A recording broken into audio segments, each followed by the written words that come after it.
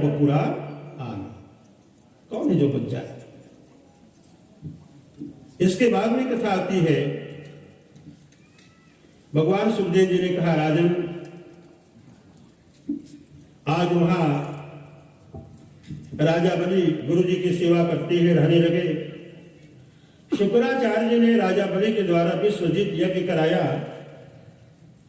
जब विश्वजित यज्ञ संपन्न हो गया, पूर्णाहुति हुई, तो अग्नि कुंड से, ध्यान से सुनो कथा, अग्नि कुंड से एक दिव्य रथ प्रकट हुआ। 4 घोड़े फंदे हैं, जिसमें ध्वजा पताका लगे हैं, अस्त्र शस्त्र से भरा हुआ रथ है, वो प्रकट हुआ है। अग्नि देवता प्रकट होकर के बोले, राजा बलि तुम्हारे यज्ञ से मैं प्रसन्न हुआ, लो ये विजय रथ मैं तुमको प्रदान करता हूं। इस विजय रथ में बैठ करके जब तुम चलोगे तो दुनिया में कहीं भी तुम्हारी हार नहीं होगी, कोई नहीं हरा सकता। उसी समय प्रहलाद जी आए, भक्तराज प्रहलाद जी आए, जो राजा बलि के दादाजी हैं। बोले, बेटा बलि, ये वरुण लोक से कमल का फूल का हार लेकर के आया हूं, ये विजय माल है, विजय हार है, लो इसे पहनो। जब तक कि गले में विजय हार होगा तुम्हारा, काल भी तुमको नहीं हरा सकेगा, तुम विजय प्राप्त करो। गुरु शुक्राचार्य जी ने कहा कि बेटा बलि, तुमने बड़ी सेवा की है मेरी, मैं तुमसे बड़ा प्रसन्न हूं, लो ये विजय शंख प्रदान करता हूं। इस विजय शंख को लेकर के जब तुम इसे बजाओगे तो जहां तक इसकी आवाज जाएगी, तुम्हारे दुश्मनों का बल घटने लगेगा, नष्ट होने लगेगा। ये शंख उनके बल को नष्ट करने लगेगा। गुरु शुक्राचार्य को प्रणाम किया राजा बलि ने, और दानवी सेना को लेकर के स्वर्गलोक में आक्रमण कर दिया। वहां जाकर के शंख बजाया, जब विजय शंख, भारी आवाज को सुन करके देवता थरथर कांपने लग गए। देवराज ने पूछा कि गुरुदेव, अपने गुरु जी से पूछा, बृहस्पति जी से, कि गुरुदेव ये भयानक आवाज किसकी है जिनको सुन करके मेरा हृदय कांपने लग गया है, बल नष्ट हो रहा है। बोले, देवेंद्र, देवराजेंद्र, ये विजय शंख की आवाज है, राजा बलि के शंख की आवाज है। आज राजा बलि के पास में इतना बल है कि एक भगवान के सिवा, बहुत ध्यान से सुनो कथा, एक भगवान के सिवा दूसरा कोई दुनिया में नहीं है जो राजा बलि को हरा सके, कोई जीत सके उनको। तो अच्छा हो कि अपना कल्याण चाहते हो ना, तो स्वर्गलोक को छोड़ करके भाग जाओ, भाग निकलो। सब देवता स्वर्गलोक को छोड़ करके वहां से भाग निकलते हैं, अनेक अनेक रूपों को धारण करके, कोई पशु, कोई पक्षी, कोई मनुष्य, कुछ भी बनकर। राक्षस देवता लोग स्वर्गलोक को छोड़ करके भाग निकले। राजा बलि जाकर के देखा, स्वर्गलोक तो सुना है, एक भी देवता नहीं है वहां। राजा बलि वहां राज्य करने लगा। कथा आती है कि देवराज इंद्र राजा बलि के डर के मारे अपने को बचाने के लिए कहां चला गया मालूम है? हिमालय पर्वत के पास। और हिमालय पर्वत के पास जाकर के एक बट के वृक्ष में, बरगद के पेड़ में, बर के पेड़ में कौवा बन करके एक डगाल में बैठकर अपने आप को छिपा लिया, जिसमें कोई देखा ही नहीं। राजा बलि ढूंढते हुए गया तो दूर से ही राजा बलि को आते ही देखा। जब उसने तो इधर उधर करने लग गया और हिलने डुलने लग गया। तो राजा बलि को लगा कि लगता यही देवराज इंद्र है, तभी तो मुझे देख करके घबरा रहा है, आगे पीछे हो रहा है। उसके पास में गए और जा करके बोले कि देवराज इंद्र, तुमको शर्म भी आती है, लज्जा भी आती है? अरे देवराज इंद्र, मुझसे डर करके तुम कौवा बन करके बैठे हुए, शर्म नहीं आती तुमको? इंद्र ने कहा कि हाँ राजा बलि, कह लो, तुम्हारा समय है, अभी तुम्हारा समय बर्बाद है। ये तुम नहीं कह रहे हो, तुम्हारा समय बोल रहा है, क्योंकि समय तुम्हारा बर्बाद है। भूल गए उस दिन को जब मेरा समय बलवान था, मैं बलवान था, और मुझसे युद्ध में हारे, तो तुम कहां गए थे? याद करो, कहां गया था? तो राजा बलि ने कहा एक बार जब तुम मेरे से हार करके भगे तो अपने प्राण को बचाने के लिए पाताल लोक में जाकर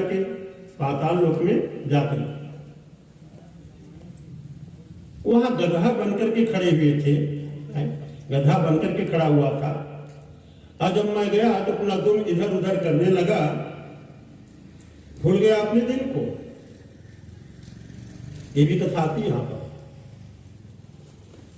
एक कथा बताने का मतलब क्या है? ये जीवन है प्यारे, हमेशा विजय नहीं मिलेगी, हमेशा सुखी नहीं मिलेगा। कभी विजय भी मिलेगी तो कभी हार भी होगी, कभी हारना भी पड़ेगा। सुख भी आया है तो कभी दुख भी भोगना पड़ेगा। इसके लिए तैयार रहो। ये दुनिया है, कालचक्र परिवर्तनशील है। एक समान न किसी का जीवन बीता है और न कभी बीतेगा। एक कथा की सार है। आगे कथा आती है कि देवताओं की माता अदिति ने देखा कि मेरे पुत्र लोगों का राज्य चला गया है और वो दर दर के ठोकर खाते यहां वहां छिप करके समय काट रही है, रोती हुई बैठी है। आज उनके पतिदेव कश्यप भगवान आए, बोले देवी क्या बात है, घर में तो आज दीपक भी नहीं जले, अंधेरे में बैठ करके रोती बैठी हो। कहे महाराज क्या दीपक जलाओ, जिस माँ के बेटे का राज पार चला गया हो और जिनके प्राणों पर संकट आ गया हो, जो लुक करके छिप करके गिरी में, कंदरा में, खो में, पहाड़ों में जाकर छिप करके रह रहे हो, क्या वो माता खुशी मनाएगी? महाराज हे महाराज, मेरे पुत्र देवताओं का राजपाट स्वर्गलोक का चला गया, वो यहां वहां छिप करके अपने समय काट रही। कोई उपाय बताओ महाराज जिसमें स्वर्गलोक की राज मेरे पुत्र देवताओं को फिर से प्राप्त हो जाए। कश्यप भगवान ने कहा देवी एक उपाय है, यदि भगवान नारायण को प्रसन्न करने वाला पयोव्रत तुम करोगी तो तुम्हारा कार्य सिद्ध हो सकता है। महाराज पयोव्रत क्या है? भगवान कश्यप ने कहा देखो, फाल्गुन महीने की शुक्ल पक्ष की परिवा तिथि से लेकर के द्वादशी तिथि तक के 12 दिन का ये व्रत होता है। उसमें एक मंडप बना करके वैदिक कुंड इत्यादि का निर्माण कर विद्वान ब्राह्मणों का वर्ण करके एक यज्ञ किया जाता है। लक्ष्मी नारायण की प्रतिमा स्थापित करके उसकी पूजा की जाती है, हवन भी किया जाता है, लेकिन हवन में केवल क्षीर का ही हवन किया जाता है। यदि तुम नियम पूर्वक इस व्रत को करोगी तो अवश्य भगवान नारायण प्रसन्न हो जाएंगे। और जिन पर भगवान प्रसन्न हो गए ना, उसका हर बिगड़ा हुआ काम बन जाता है। तो तुम भगवान की आराधना करो। पति की आज्ञा पाकर उन्होंने पयोव्रत किया। 12 दिन तक के व्रत करते हुए आखिरी 13वें दिन त्रयोदशी की तिथि को, 13 की तिथि को जब उसका उद्यापन किया, क्योंकि कोई भी व्रत हो, यदि व्रत तो कोई रहे करे लेकिन उद्यापन यदि ना करे तो उस व्रत को अपूर्ण माना जाता है, अधूरा माना जाता है, वो पूरा नहीं होता। उद्यापन करना आवश्यक होता है। जैसे कोई एकादशी का व्रत कर रहा है, कोई महाशिवरात्रि का, प्रदोष का, जिसका भी व्रत कर रहा है, कोई नवरात्रि का व्रत कर रहा है, तो जब तक उस व्रत की उद्यापन ना हो, सरल भाषा में कहें हुम हवन ना हो, है ना, तब तक वो व्रत पूर्ण नहीं होता। जैसे पूर्णाहुति दी गई, अग्नि कुंड से उस समय में तस्या प्रादुर्भूतात भगवान आदि पुरुषम पीतवासा चतुर्बाहु शंख चक्र गदाधर। यज्ञ नारायण भगवान प्रकट हो जाती, चतुर्भुजी नारायण प्रकट हो गए। शंख चक्र गदा पद्म को धारण किए। अदिति मैया उनके चरणों में प्रणाम करी। प्रणाम करने पर भगवान ने कहा कि अदिति मैया, मैं जानता हूं तुम अपने पुत्र देवताओं को स्वर्गलोक की राज्य पाने के लिए ये व्रत किए हो ना? हाँ महाराज, मेरे पुत्र देवताओं को स्वर्गलोक का राज्य प्राप्त हो जाए। भगवान ने कहा, देखो राजा बलि अभी बड़ा पुण्यात्मा है, पुण्य का भंडार उसका भरा हुआ है, और मुझ भगवान का स्वभाव है कि कोई भी धर्मात्मा या पुण्यमात्मा की सहायता करना, उसकी रक्षा करना, नष्ट करना मेरा धर्म नहीं है। तो युद्ध करके राजा बलि से स्वर्गलोक की राज्य को तुम्हारे पुत्र देवताओं को मैं नहीं दूंगा, लेकिन घबराओ मत, इसके लिए मुझे दूसरा उपाय करना पड़ेगा। अदिति मैया ने पूछा, महाराज जी आप क्या उपाय करेंगे? तो भगवान ने कहा, इसके लिए तो मुझे आपके गर्भ से जन्म लेना पड़ेगा, आपके यहां जन्म लेना पड़ेगा, और जन्म लेकर के भिखारी बन जाऊंगा, और भिखारी बन करके, याचक बनकर राजा बलि के यहां मुझे जाना पड़ेगा। ऐसा कह करके भगवान चले गए। समय आने पर अदिति मैया गर्भ में हुई, और जब गर्भकाल को जाने भगवान की, अदिति मैया की, तो ब्रह्मादि देवता आकर के आकाश में उनकी गर्भास्तुति करके प्रणाम करती। प्रकट होने का समय जब आया तो श्रवणायाम श्रवण द्वादश्याम मूर्ते भीजिति प्रभु सर्वे गच्छत ताराद्या चक्रुस्तज्जन्म दक्षिणम। तब उस समय भादु के महीने में शुक्ल पक्ष में द्वादशी तिथि को ठीक मध्याह्न के समय, बस ऐसी समय में, इसी समय में भगवान अदिति मैया के गर्भ से प्रकट होती है, जन्म लेती हैं। कहा विजया नाम सा प्रोक्ता, अभिजीत नामक योग में, विजया नाम के योग में भगवान का जन्म हुआ। जैसे भगवान प्रकट हुए, भगवान की प्रकट होने पर शंख दुंदुभियो ने दूर मृदंगा पणवादय हो, आकाश में दुंदुभी बाजे बजने लगे, शंख बजने लगे, फूलों की वर्षा होने लग गई है।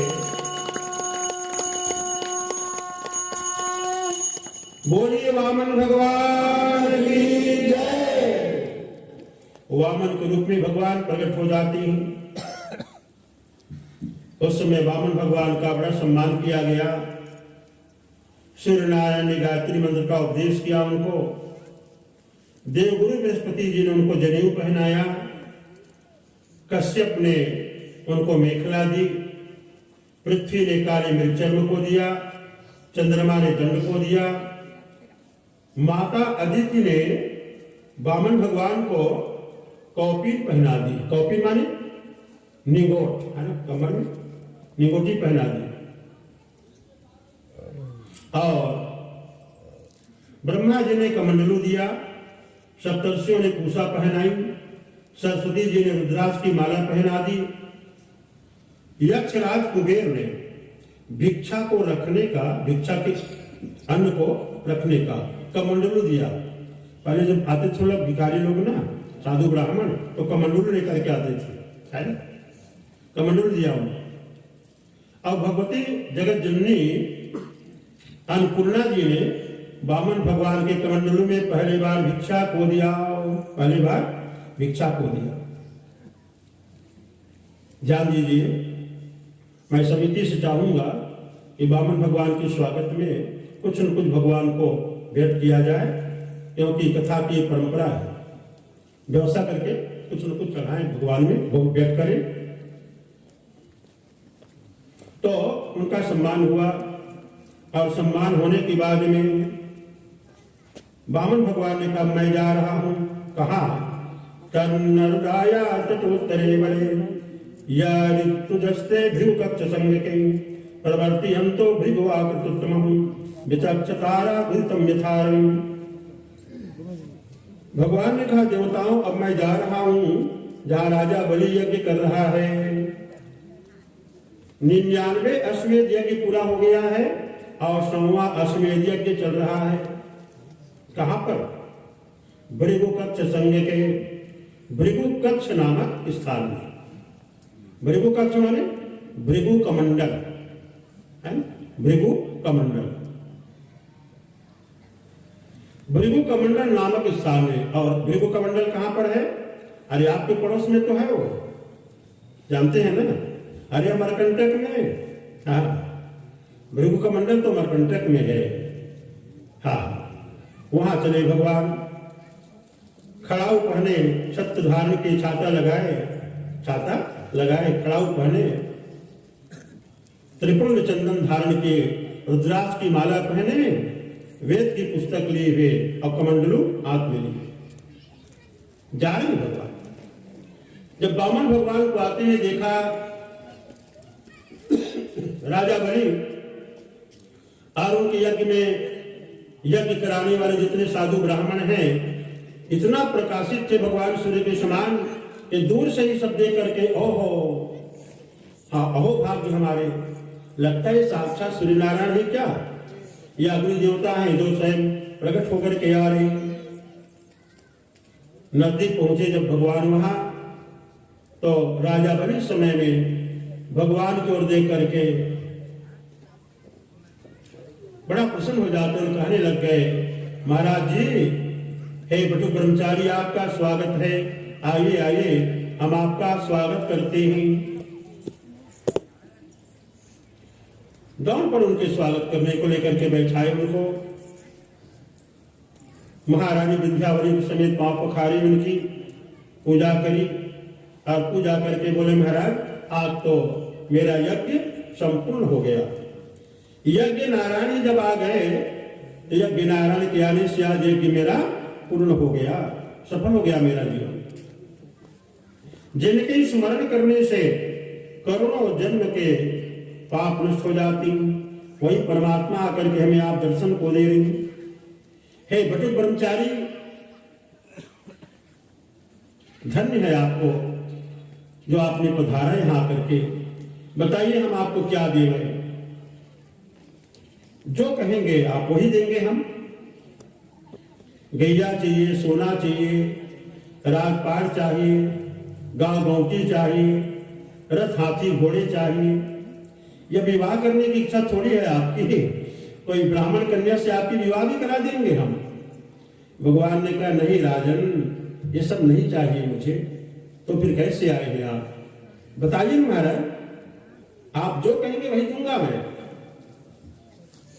भगवान मुस्कुरा करके बोले, राजा बलि क्यों नहीं कहोगे, तुम्हारा तो घराना ही दाता घराना है, महादाता का, महादानी का घराना है।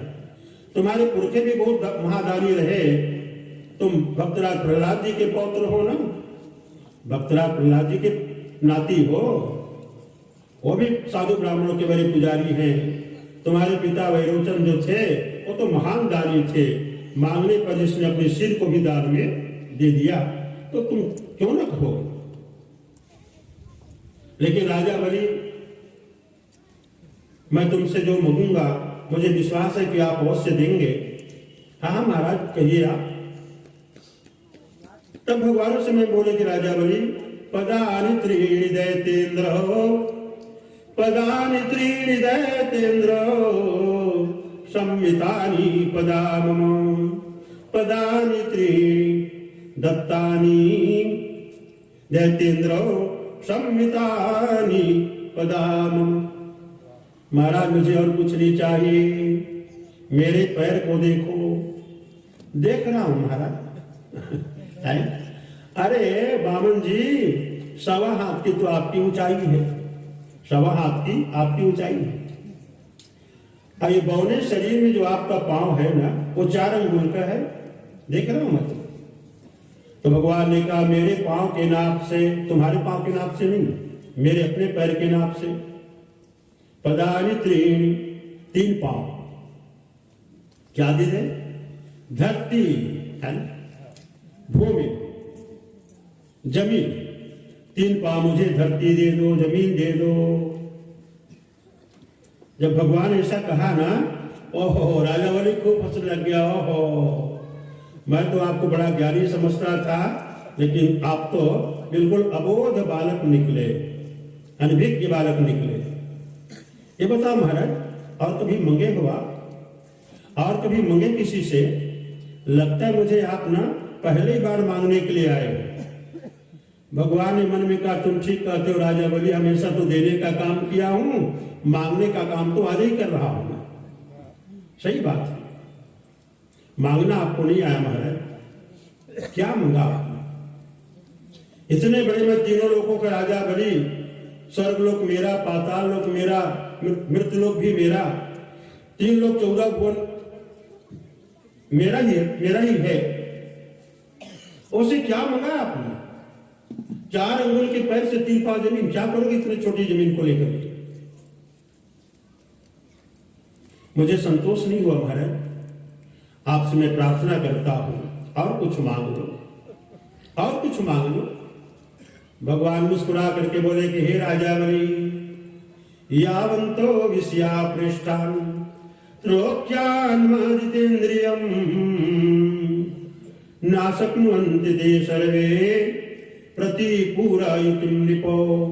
हे राजन, जो कुछ भाग्य के द्वारा प्राप्त हो जाए, भाग्य से प्राप्त हो जाए, जो कुछ परमात्मा दे दे, यदि इतने पर जिनको संतोष नहीं है, संतोष नहीं हुआ, तो ऐसे व्यक्ति को यदि तीनों लोगों के राज्य को भी दे दिया जाए, तीनों लोगों को दे दिया जाए, तीनों लोगों की संपत्ति भी दे दी जाए, तब भी कभी संतुष्ट होने वाला वो नहीं है। हे राजन, जैसे तुम सत्यवादी हो ना, मैं भी ब्रह्मचारी ब्राह्मण हूं, मैं भी सत्यवादी हूं। जो मैंने कहा वही लूंगा मैं, उससे ज्यादा कभी नहीं लूंगा आपसे। गुरु शुक्राचार्य जी सुन रहे थे इनकी बातों को। शुक्राचार्य ने विचार किया, देखने में तो बामन है, देखने में तो बिल्कुल छोटा बौना कोई बच्चा लगता है, लेकिन बड़ी बड़ी बातें कर रहा है। लगता है ये भले ही बामन बन के आ गया है, भिखारी बन के आ गया है, लेकिन ये है नहीं, ये कुछ और है। शुक्राचार्य जी ने ध्यान करके देखा तो पता चल गया, ऐस वैरोचनो साक्षात। अरे वैरोचन के पुत्र बलि, धोखे में मत रहना, मत देना इसको दान। क्या हो गया गुरु जी? क्या हुआ? तो गुरु जी ने कहा, ऐस वैरोचनो साक्षात भगवान विष्णु अव्ययो, ऐस वैरोचनो साक्षात भगवान विष्णु अव्यय। जब श्लोक पढ़ो ना, तो कम से कम पढ़े लिखे भी आदमी इसका अर्थ को ना कुछ तो समझ ही जाता है, आनंद आता है इसमें। कथा हो रहा है लेकिन श्लोक नहीं बोला जा रहा है। धिक्कार उस ब्राह्मण को, धिक्कार उस कथाकार को। क्या मजा है उसमें? कहानी जैसे सुनाते जा रहे हैं। अरे श्लोक बोलो, श्लोक अमृत है, श्लोक का भी अमृत है और परलोक का भी अमृत है। इसके बिना जीवन में आनंद कहां है? क्या बढ़िया श्लोक है। एष वैरोचनो साक्षात भगवान विष्णु अव्यय। हे राजा बलि, ये बौना उना नहीं है, ये खाली भिखारी कुछ नहीं है। तो कौन है? अरे भगवान विष्णु है, भगवान विष्णु नारायण, जो तुमको ठगने के लिए आया हुआ है, देवताओं के कार्य को सिद्ध करने को आया है। 3 पाव पृथ्वी के बहाने में तुमसे मांग करके तीनों लोगों को नाप लेगा और देवताओं को दे देगा, इसके लिए आया है। इसके चक्कर में मत पड़ो, ये तुम्हारा सब कुछ लूट लेगा, कुछ नहीं बचेगा तेरे पास। राजा बलि और प्रसन्न हो गया, वाह वाह वाह, धन्य हो धन्य हो धन्य हो गुरु जी, गुरु हो तो आपके समान, गुरु हो तो आप जैसे। मैं तो नहीं पहचान पा रहा था कि ये भगवान है। भगवान आए हैं, लेकिन मैं नहीं जानता था कि ये भगवान है। लेकिन किसने बताया? आप गुरु जी ने बताया, है ना? आप गुरु जी ने बताया कि ये भगवान है, तो आपके बताने से मुझे पता चला कि ये भगवान है। आपने नहीं बताया होता तो मैं पहचानता भी नहीं इनको। धन्य हो, गुरु मिले तो आपके समान, आप जैसे गुरु को धन्यवाद है। इसलिए हमारे शास्त्र में आया, गुरु गोविंद दो खड़ी गुरु गोविंद दो खड़ी, एक तरफ गुरु जी खड़े हैं, एक तरफ गोविंद भी खड़े हैं। अब काके लागू पाए, अब बलिहारी गुरु आपकी, गोविंद दीन लखाए, गोविंद दिन बताए। गुरु हो तो शुक्राचार्य जी के जैसे, धन्य है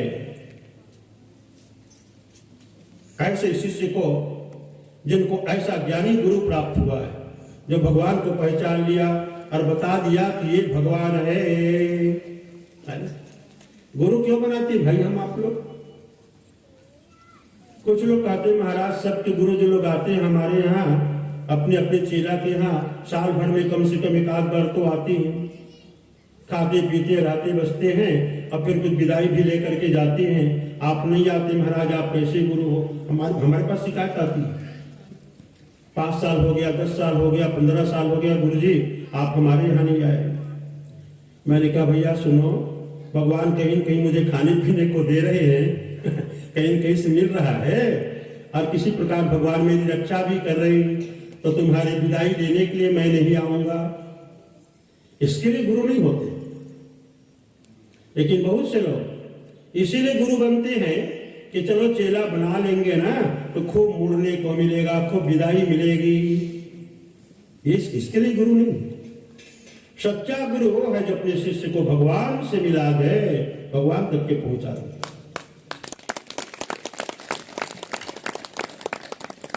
सच्चा गुरु शुक्राचार्य है, जिसने राजा बलि को बताया कि देखो जिनको तुम भिखारी समझ रहे हो, बामन समझ रहे हो, ये तो साक्षात भगवान है, जगन्नाथ जगदीश है, भगवान नारायण है ना?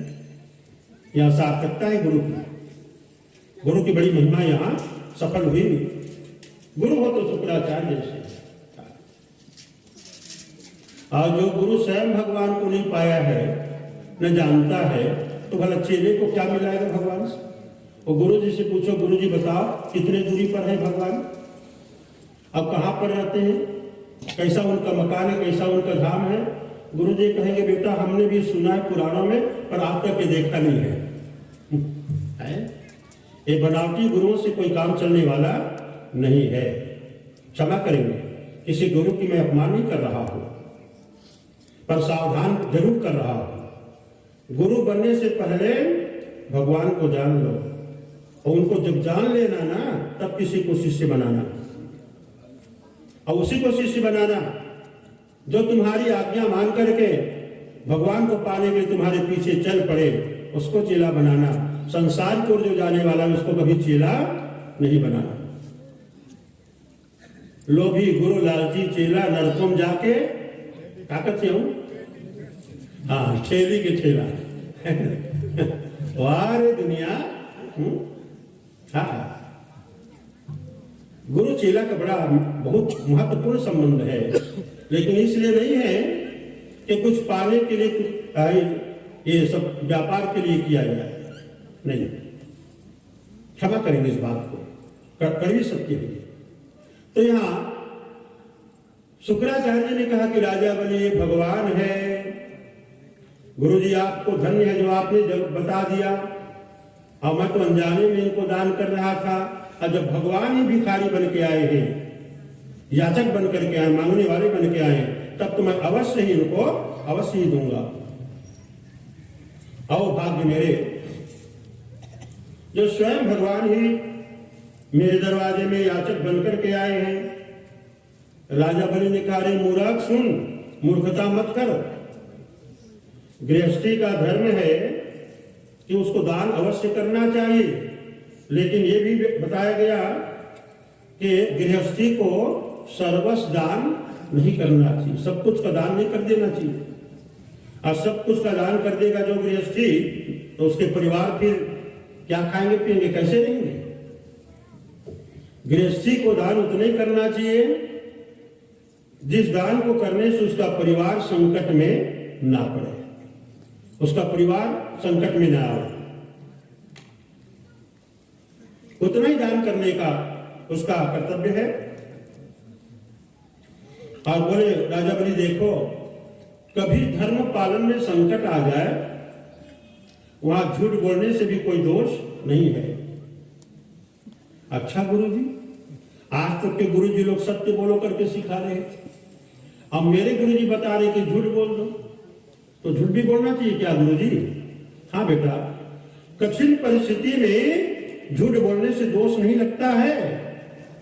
कहीं महाराज कहां पर?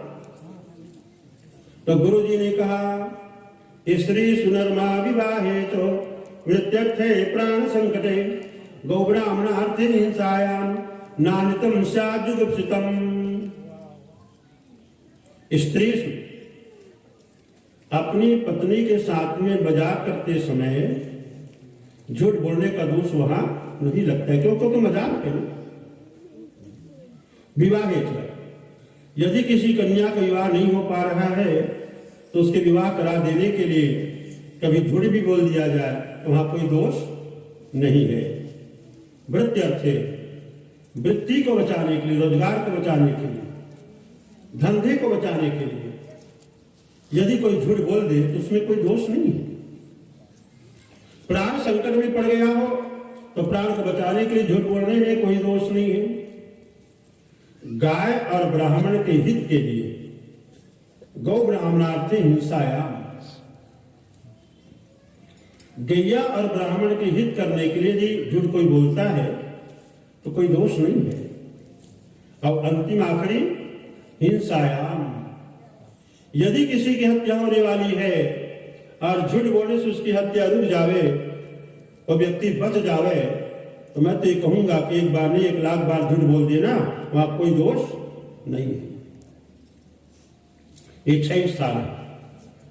लेकिन इस कथा के साथ में एक निवेदन और करूं भैया, आपसे भी और आपसे भी माताओं से भी और आपसे भी। अच्छा कि पंडित जी, हम कब से सोच रहे थे कि झूठ बोलने से मना करेंगे पंडित जी, लेकिन हमारी बात आपने बता दी। अब तो जहां कहीं भी जरूरत पड़ेगी ना तो झूठा ही बोलेंगे। ये नहीं है भाई, ऐसा नहीं है। विशेष परिस्थिति में, ये विशेष परिस्थिति की बात, आपातकाल में बलि ने कहा, राजा बलि ने कहा, गुरुजी कल तक के आप कह रहे थे कि नहीं सत्या परो धर्मा, सत्य से बड़ा कोई धर्म नहीं है। अब आज आप कहते हैं कि झूठ बोल दो, तो दोनों बात आपकी मिलती नहीं महाराज, अलग अलग बातें कर रहे हैं आप। गुरुजी मैं तो दान करूंगा। राजा बलि ने कहा, देखो तुम मेरे शिष्य हो ना? हाँ गुरुजी। मैं तुम्हारा गुरु हूं। हाँ, तो शिष्य को गुरु की बात माननी चाहिए कि नहीं माननी चाहिए? माननी चाहिए गुरुजी। तो तुम मेरी बात क्यों नहीं मान रहे हो? तुम मेरी बात क्यों नहीं मान रहे हो?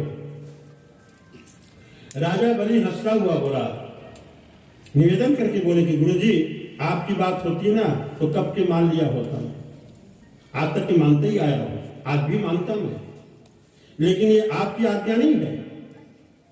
तो किसकी आज्ञा है? तो राजा बलि ने कहा, ये आपकी आज्ञा नहीं, ये आपकी मोह की आज्ञा है। ये मोह में आप पड़े हो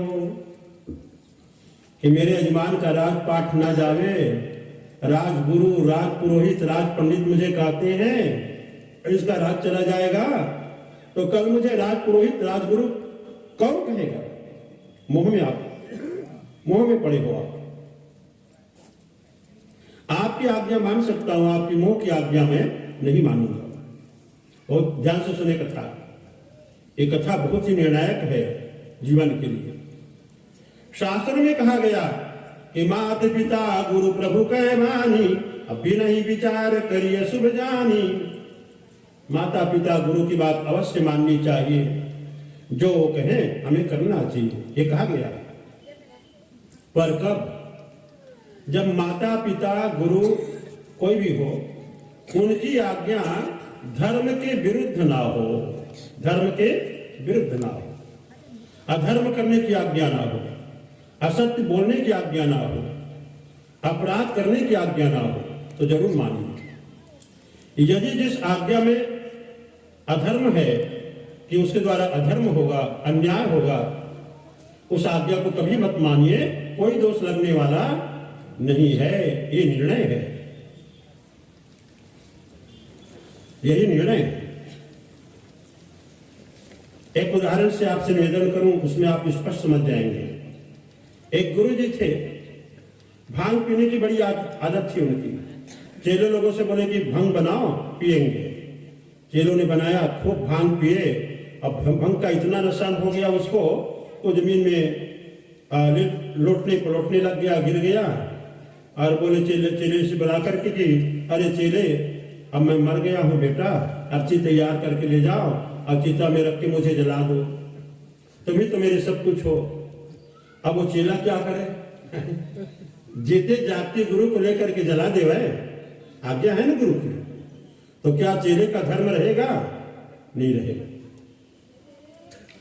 चेलों ने कहा गुरुजी नहीं बोल रहे हैं, गुरुजी थोड़ी बोल रहे हैं, उनके भंग का नशा बोल रहा है, इसलिए इनकी आज्ञा मानने की कोई आवश्यकता नहीं है, कोई आवश्यकता नहीं। नशे में पढ़ करके, मोह में पढ़ करके यदि गुरु माता पिता भी कुछ आज्ञा देवे तो विचार कर लीजिए कि इसके करने से धर्म होगा कि अधर्म होगा। अधर्म होने की बात यदि आती है तो उनको बिल्कुल त्याग दीजिए, कभी मत मानिए। मैं तो यही कहूंगा आपको, और मैं नहीं, शास्त्र जो है वो आपको यही कहती है, ये शास्त्र का निर्णय है, मैं अपनी ओर से निर्णय नहीं दे रहा हूं आपको।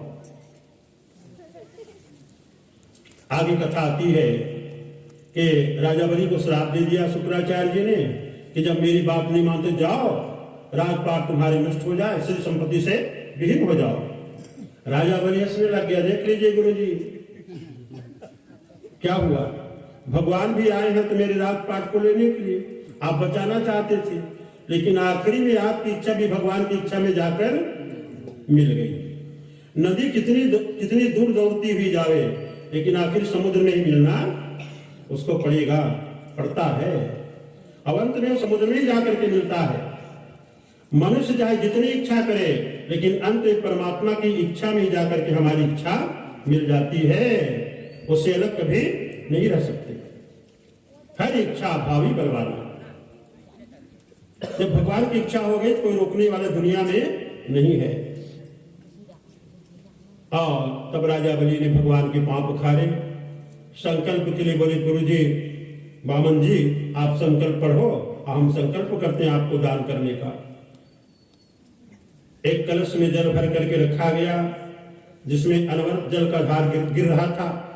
संकल्प पढ़ने लग गए वामन जी, राजा बलि संकल्प करने लगा। तभी जल जो है वो रुक रुक करके आने लग गया। भगवान वामन जी ने कहा कि राजा बलि क्या बात है, ये जलधारा की ओर रुक करके आता है। भगवान ध्यान करके देखे तो पता चला, अरे राम राम, बेचारे गुरुजी श्रेष्ठ ब्राह्मण हैं, इतने बड़े महात्मा हैं, लेकिन देखो तो आज मेढक बन के जाके वो कलश के भीतर में बैठ गए हैं, सिर को नीचे पैर ऊपर करके बैठे हैं, शीर्षासन लगा करके बैठे हैं।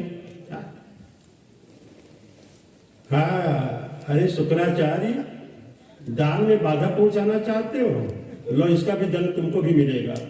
भगवान कुशा तो पहने थे हाथ में, उसी कुशा से थोड़ा सा छेद को ना ऐसा प्रेषित कर दिया, कोच दिया, सीधे वो कुशा जाकर के शुक्राचार्य की आंख में लगा। बेचारे का एक आंख जो है तुरंत चला गया काम से। एक आंख उसकी चली गई, एक आंख फूट गई उसकी, कलबलाया वहां से निकला, बाहर भागा हो। भगवान ने बताया कि देखो, यदि दान करता हो कोई व्यक्ति दान कर रहा है तो उसको कभी रोकिए मत, रोकने वाले को कोई न कोई दंड मिलता है, दंडित होता है, भोगना पड़ता है ना। हाँ, हमारे यहाँ छत्तीसगढ़ी में कहावत है, कभी कभी ये बात भी आती है और बहुत अच्छा लगता है किसी साथ मिलाने में। हमारे पूर्वजों ने कहा, हमारे पुरखों ने कहा, हमारे आप सबके पूर्वजों ने कहा, क्या कहा? एक कहावत है छत्तीसगढ़ की, लेट देट में बाधा पड़े और तीखर मुंह मटाना पड़े, है ना? कहते कि नहीं है ना? लेट देट में बाधा पड़े और तीखर मुंह में टांगा पड़े, ऐसा कहते कि नहीं? बिल्कुल इसी श्लोक का अनुवाद है ये। हाँ, जो अभी मैंने आपसे कहा बिल्कुल सत्य है। शब्द जो भी हो, भाषा जो भी हो, लेकिन तथ्य वही है, निर्णय वही है। तो आइए, राजा बलि फिर भगवान को संकल्प करके यज्ञशाला में भगवान खड़े हुए और अपना विराट रूप बनाना शुरू कर देते हैं। एक पांव भगवान का पाताल लोक में गया, पृथ्वी लोक से पाताल लोक तक के भगवान का एक पैर पहुंचा। इतना बढ़ाया भगवान ने अपना रूप कि भगवान की जो पैर है, कौन सा पांव था वो? दाहिना पांव, जेहरी पांव, ऐसा रखा भगवान ने। इतना मोटाई, चौड़ाई, लंबाई उसके बढ़ गए, पूरी पृथ्वी ढक गई उनके पैर में। और मोटाई इतनी बढ़ गई कि ऊपर तो पांव का ऊपर हिस्सा दिख रहा है और पाताल लोक में भगवान का तलुआ दिख रहा है। पाताल में तस्ही पाद मूलम। भगवान ने कहा एक पैर का नाप हो गया, एक पांव जमीन मिल गया, मुझे मिल गई। और दूसरे पांव को देखो तो बाएं पैर को भगवान ने ऐसा रखा, जान दो कथा में। हाथ में और पैर के अंगूठे में बड़ा अंतर है। जब आप हाथ को ऐसा रखते हो चेली को ना, तो बेचारा अंगूठा सबसे नीचे रहता है, और पैर को आगे करोगे तो, यदि ऐसा पैर को रखोगे तो अंगूठा आगे रहेगा।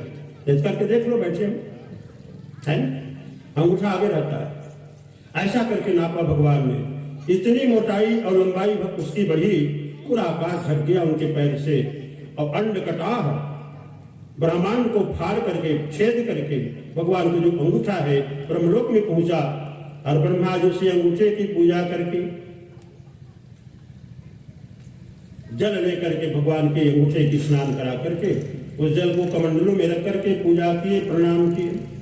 जामवंत महाराज जी उनकी विराट रूप को देख करके 7 बार परिक्रमा करते भगवान की, दुंदुभी बाजों के लिए चिल्ला बताने लग गए, बोलिए विक्रम भगवान की जय, विराट रूप भगवान की जय। भगवान ने कहा 2 पांव तो हो गया, तीसरा पांव जमीन कहां पर है बता दो। वो भी नाप ले में। राजा भाई तो बेचारा सूख गया, बोले महाराज इतने तो था, जिसको आपने 2 ही पांव में नाप लिया, अब तो तीसरे कुछ बचा ही नहीं। बलि ने कहा कि महाराज जमीन तो नहीं बची है, अब धरती तो नहीं बची, लेकिन मैं बचा हुआ। धन गया धनवान बचा है, धन गया धनवान बचा है। और महाराज आप तो जानते हैं धन से बड़ा धनवान होता है, तो मेरे को नाप लो आप। भगवान ने कहा अच्छा, तो मेरे पांव के बराबर हो जाओगे? अभी देखा नहीं मेरे पांव को, आधा पांव भी नहीं हो सकोगे तुम। तुमने दान की संकल्प करके उसको पूरा नहीं किया, और जो किसी को देने की दान की संकल्प कर दे और उतना ना दे उसको नरक भोगना पड़ता है, तुमको भी दंड भोगना पड़ेगा। भगवान ने अपने गणों को याद किया, नंद सुनंद विश्वक्सेन जय विजय आदि गण आ गए, गरुड़ जी भी आ गए। भगवान ने गरुड़ जी से कहा इसको बांधो गरुड़ पास से और जमीन में डाल दो, खूब पिटो इसको। आप बताओ, उसकी पिटाई करने लगे। ब्रह्मा जी आकर के बोले महाराज क्या कर रहे हो? बेचारे ने सब कुछ दे दिया है आपको, और इतने पर भी आप पीट रहे इसको। बोले ब्रह्मा जी आप तो जानते मेरे स्वभाव को, केवल धन देने से मेरा कोई अपना नहीं होता। तन मन और धन, धन भी देवे, तन भी देवे और मन भी देवे मुझे, तब वो मेरा होता है। राजा बलि रोने लग गया, प्रभु मैं समझ गया आप क्या करना चाहते हैं। तब राजा बलि ने कहा तन भी तेरा मन भी तेरा, तन भी तेरा मन भी तेरा, तेरा पिंड परान, लेकिन तू है मेरा मैं हूं तेरा, यह है बलि का ज्ञान। भगवान उसके सिर पर अपना पैर रखा और 3 पांव की जो प्रतिज्ञा थी उसे पूरा किए। भगवान ने कहा तुमको मैंने छल किया, तेरे साथ में कितना छल कपट किया, लेकिन तुमने अपने सत्य धर्म का त्याग नहीं किया। मैं अति प्रसन्न हूं तुम्हारे ऊपर में। तुम मेरी आज्ञा मान करके पूरी परिवार के समय जाकर के सूतल लोक में निवास करो। जो सुख वैकुंठ में नहीं है वो सुख तुमको सुतल लोक में प्राप्त होगा। देवताओं से बोले देवताओं लो ये स्वर्गलोक के राज्य को तुम लो। देवताओं को स्वर्गलोक का राज्य मिला और राजा बलि को क्या मिला? राज नहीं, भगवान मिल गए, उनको भगवान ही मिल गए। राजा बलि ने भगवान को पा लिया, देवताओं को तो केवल स्वर्गलोक का राज्य ही मिला, लेकिन राजा बलि को भगवान मिल गए। आकाश से देवता लोग दुंदुभी बाजा बजाते जय जयकार करेंगे, बोलिए वामन भगवान की जय, राजा बलि की जय। ये पावन कथा सुखदेव जी महाराज जी परीक्षित जी से वर्णन किए, हमने आपसे वर्णन किया। अब आइए, मध्याह्न का समय हो चुका है, तो मध्याह्न आरती करेंगे भगवान की। उसके पहले 2 बार सिर्फ भगवान के नाम स्मरण करें।